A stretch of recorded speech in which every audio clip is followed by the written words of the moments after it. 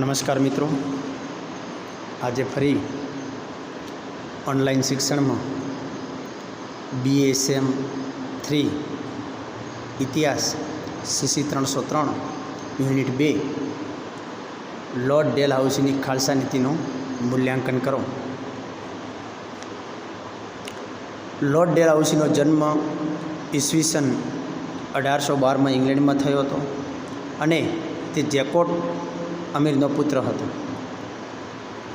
તેણે ઇંગ્લેન્ડના પ્રધાનમંડળમાં board of ટ્રેડના પ્રમુખ તરીકે સફળતાપૂર્વક કામગીરી બજાવી અને તે 1848માં માત્ર 35 વર્ષની ઉંમરે હિન્દના ગવર્નર જનરલ તરીકે આવ્યો.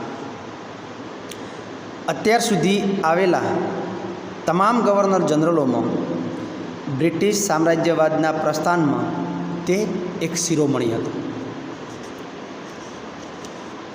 તેનો ધ્યેય બ્રિટિશ સામ્રાજ્યવાદનો વિસ્તાર અને અર્વાચીન ભારતના સર્જનનો હતો.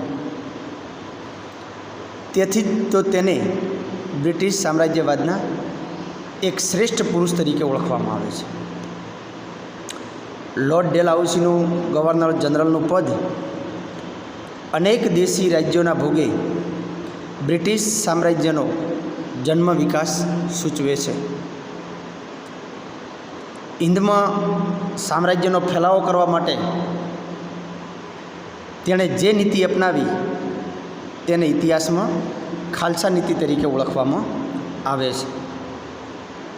લોર્ડ વેલેસ્લીની સહાયકારી યોજનાને કારણે દેશી રાજ્યો પ્રત્યે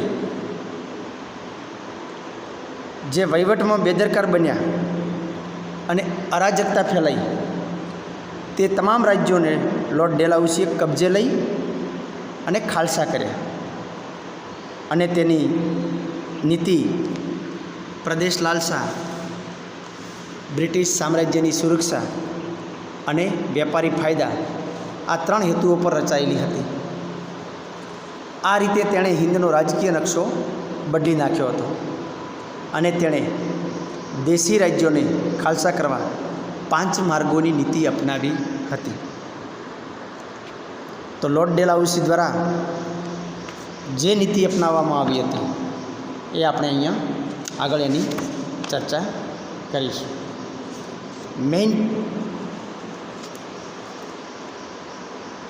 5 નીતિઓની હતી અથવા તો અને 5 માર્ગો જે અપનાવ્યા હતા તેમાં આપણે ટોપિક બાંધીએ એટલે કે મુદ્દો બાંધીએ તો કે લોર્ડ ડેલહાઉસીની ખાલસા નીતિ. એક, યુદ્ધ દ્વારા ખાલસા કરેલા રાજ્યો. તો ડેલહાઉસીના સમયમાં બીજો શીખ વિગ્રહ થયો હતો, જેમાં ડેલહાઉસીએ શીખોને હરાવી 29 માર્ચ 1849ના રોજ પંજાબને ખાલસા કર્યો હતો અને બ્રિટિશ સામ્રાજ્ય સાથે જોડી દીધો હતો. દ્વિતીય બર્મા વિગ્રહમાં બ્રહ્મદેશના રાજવીને હરાવી નીચલું બ્રહ્મા 1852માં ખાલસા કરી તેને પણ બ્રિટિશ સામ્રાજ્યમાં અથવા તો બ્રિટિશ શાસનમાં ભેળવી દીધું. આ ઉપરાંત સિક્કિમનો કેટલોક ભાગ બ્રિટનમાં ભેળવી દીધો હતો. એટલે કે આ હતા યુદ્ધ દ્વારા ખાલસા કરેલા રાજ્યો. હવે એના પછી નેક્સ્ટ નંબર 2, કાયદેસરના વારસના અભાવે ખાલસા કરેલા રાજ્યો. એટલે કે કોઈ રાજાને પુત્ર ન હોય, એટલે કે કાયદેસરનો એનો વારસ ન હોય, એવી રીતે જે રાજ્યો ખાલસા કર્યા હતા એમાં એક હતું સતારા, કે ઈસવીસન 1848માં સતારાનો રાજવી મૃત્યુ પામ્યો હતો. ત્યારે થોડા સમય પહેલાં દત્તક લીધેલા પુત્રને ડેલહાઉસીએ અમાન્ય કર્યો, કારણ કે એનો કાયદેસરનો વારસ હતો નહીં અને તેથી તે રાજ્ય એટલે કે સતારાનું રાજ્ય તેણે ખાલસા કર્યું. નેક્સ્ટ નંબર 2, જેતપુર અને સંબલપુર. ઈસવીસન 1849માં જેતપુર એટલે કે બુંદેલખંડમાં આવેલું છે અને સંબલપુર જે ઓરિસ્સામાં આવેલું છે આ બંનેના રાજવીઓ અપુત્ર મરણ પામતા ડેલહાઉસીએ તે પ્રદેશો પણ બ્રિટિશ સામ્રાજ્યમાં ભેળવી દીધા હતા. નેક્સ્ટ નંબર 3, બાગટ અને ઉદયપુર. તો પંજાબના પહાડી વિસ્તારોમાં આવેલ બાગટ રાજ્યનો રાજવી 1850માં અને રાજસ્થાનમાં આવેલ ઉદયપુરનો રાજવી 1852માં અપુત્ર મૃત્યુ પામતા બંને રાજ્યો તેણે ખાલસા કર્યા હતા. ત્યાર પછી નાગપુર એટલે કે 1853-54માં રાઘોજી અપુત્ર અને દત્તક લીધા વગર મૃત્યુ પામ્યો. પરિણામે નાગપુર રાજ્ય તેણે ખાલસા કર્યું. આ રાજ્યને ખાલસા કર્યા બાદ રાજમહેલ, ફર્નિચર, જરઝવેરાત વગેરેની ડેલહાઉસીએ નીલામી કરાવી. આપણી ભાષામાં કહીએ તો હરાજી કરાવી. તેમના કિંમતી હાથી અને બળદ માંસના ભાવે તેણે વેચી દીધા. હાથીની કિંમત 1853-54ની વાત કરીએ તો હાથીની કિંમત 100 થી 500 રૂપિયા, ઘોડા અને બળદની જોડી 5 થી 20 રૂપિયામાં એણે વેચી માર્યા. પરિણામે નાગપુરની પ્રજા ગુસ્સે ભરાઈ. એના પછી આવી ઝાંસી. ઈસવીસન 1817ની સંધિ મુજબ ઝાંસીના રાજાને દત્તક પુત્ર લેવાનો અધિકાર મળ્યો. તેથી દત્તક પુત્ર ગંગાધરરાવ ગાદીએ બેઠો અને ઈસવીસન 1853માં ગંગાધરરાવ અપુત્ર મૃત્યુ પામ્યો અને તેણે આનંદરાવને દત્તક પુત્ર તરીકે લીધો, પરંતુ તે અમાન્ય ઠર્યો અને ઝાંસીને ખાલસા કર્યો.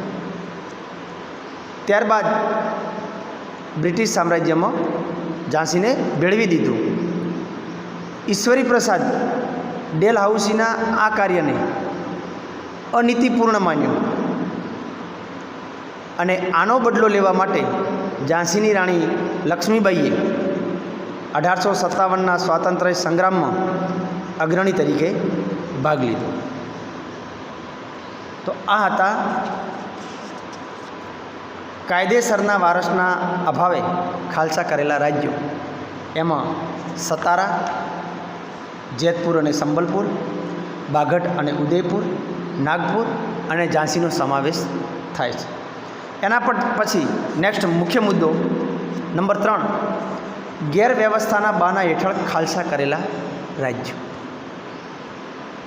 લોર્ડ ડેલહાઉસીએ ગેરવ્યવસ્થાના બહાના હેઠળ અવધના રાજ્યને ખાલસા કરી ઈસવીસન 1801માં થયેલ સંધિ મુજબ અવધને દક્ષિણ રાજ્ય તરીકે જાહેર કર્યું હતું. ત્યાર પછી 1837માં લોર્ડ ઓકલેન્ડે નવાબને ચેતવણી આપી હતી કે તેના રાજ્યનો વહીવટ તે સુધારશે નહીં તો તેનું રાજ્ય અંગ્રેજો પડાવી લેશે. ત્યારબાદ આવેલા ગવર્નરે પણ વહીવટ સુધારવાની ચેતવણી આપી હતી, છતાં વહીવટ કંઈ સુધર્યો નહીં અને ઈસવીસન 1851માં કર્નલ સ્લીમેન અને મેજર આઉટરામને અંગ્રેજ રેસિડેન્ટ તરીકે વહીવટ કરવા માટે બંનેને મોકલ્યા, પરંતુ કંપનીના ડિરેક્ટરોએ અવધ રાજ્યને ખાલસા કરી બ્રિટિશ સામ્રાજ્યમાં ભેળવી દેવાની સૂચના આપી. તેથી ડેલહાઉસીએ 13 ફેબ્રુઆરી 1856માં અવધને ખાલસા કર્યું અને નવાબને પેન્શન આપ્યું. થોમ્સન ગેરેટના જણાવ્યા મુજબ અવધનું શાસન ઉત્સવો અને ભ્રષ્ટાચારનું સંગીત હતું. કર્નલ સ્લીમેન જણાવે છે કે અવધને અંગ્રેજ રાજ્યમાં ભેળવવું તે એક રાજનૈતિક ભૂલ હતી. અવધને અંગ્રેજ રાજ્યમાં ભેળવવું તે એક રાજનૈતિક ભૂલ હતી.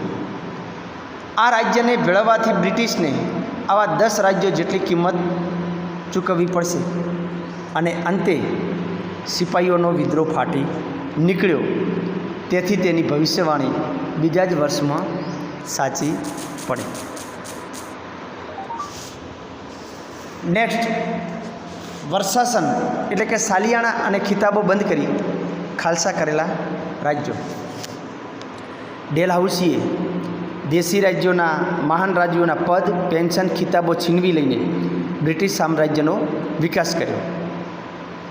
એની સાથે ખર્ચમાં પણ ઘટાડો કર્યો. ડેલહાઉસીએ જાહેર કર્યું કે ખિતાબો અને પેન્શન વ્યક્તિગત હોય છે, તેથી જે તે રાજાઓ મરી જાય તો તેના ઉત્તરાધિકારીને તે મળશે નહીં.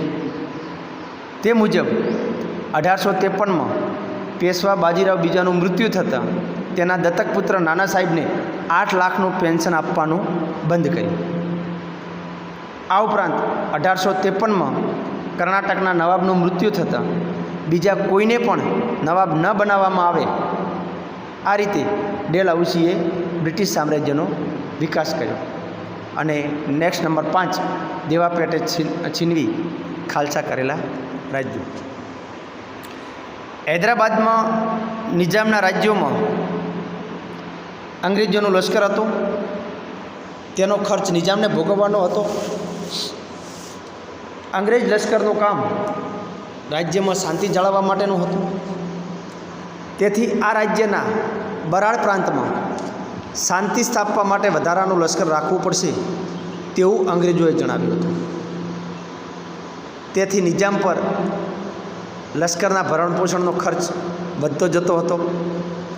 આ દેવું ભરવા માટે અંગ્રેજ દ્વારા ઊભી કરાયેલી સરાફીની પેઢીઓએ નિઝામને વ્યાજે નાણાં ભર્યા. આનાથી નિઝામનું દેવું વધી ગયું.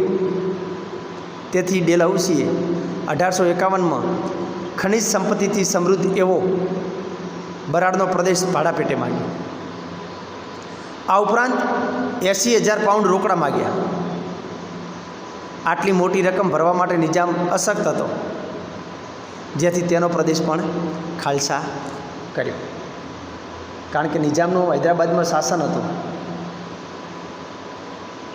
અને એ રાજ્યનો તમામ ખર્ચ, કારણ કે અંગ્રેજી સૈન્ય પણ તેમાં હતું, નિઝામ ભોગવી શકે એમ હતો નહીં. ઉપરથી પાછું સૈન્ય વધારવાની કામગીરી આવી. એટલે આપણી ભાષામાં કહીએ તો નિઝામને પડતા પર પાટું હતી. એટલે આ લોકોએ આમ ગણો તો છેતરપિંડી, ગણો તો છેતરપિંડી, પણ એ રીતે એણે બરાડનો જે પ્રદેશ હતો એ ખનિજ સંપત્તિથી ભરપૂર હતો, એ ભાડા પેટે માગ્યો. અને ઉપરાંત 80,000 પાઉન્ડ રોકડા માગ્યા. આટલી મોટી નિઝામ ભરવા માટે અશક્ત હતો, જેથી એનો પ્રદેશ પણ અમને ખાલસા કર્યો. અને છેલ્લે સમાપન કે લોર્ડ ડેલહાઉસીની ખાલસા નીતિની ઇતિહાસકારો અને રાજપુરુષોએ ખૂબ જ ટીકા કરી છે. કંપનીના રાજ્ય વિસ્તારમાં વધારો કરવા તે કોઈ પણ પગલાં ભરવા માટે તૈયાર થતો હતો. તેથી ખાલસા નીતિમાં એની દીર્ઘદ્રષ્ટિનો અભાવ હતો. તેણે કંપનીનો રાજ્ય વિસ્તાર કર્યો, પરંતુ દેશી રાજ્યના અંકુશમાં ખૂબ વધારો કર્યો. પરિણામે આ નીતિનો ભોગ બનેલા બિહારની જાગીરના ઠાકોર અને ઝાંસીની રાણી લક્ષ્મીબાઈએ 1857ના વિપ્લવમાં નેતાગીરી સંભાળી. વળી કર્નલ સ્લીમેને ડેલહાઉસીને ચેતવણી આપી હતી કે ભવિષ્યવાણી થયેલી સાચી પડી અને 1857નો વિપ્લવ સ્વરૂપે તે બહાર આવ્યો. રિચાર્ડ ટેમ્પલ નોંધે છે કે 8 વર્ષનો દરેક દિવસ તેના જીવનરૂપી રક્તનું ટીમ્પું ચૂસતો રહ્યો. એક સામ્રાજ્યવાદી વહીવટકર્તા ઇંગ્લેન્ડમાંથી ભારતમાં મોકલવામાં આવેલી કોઈપણ પ્રખ્યાત વ્યક્તિ તેના કરતાં ચડિયાતી ન હતી અને તેની બરાબરી પણ કોઈ ભાગ્યે જ કરી શકે. તો આ હતો આપણો DSM 3 યુનિટ 2 લોર્ડ ડેલહાઉસીની ખાલસા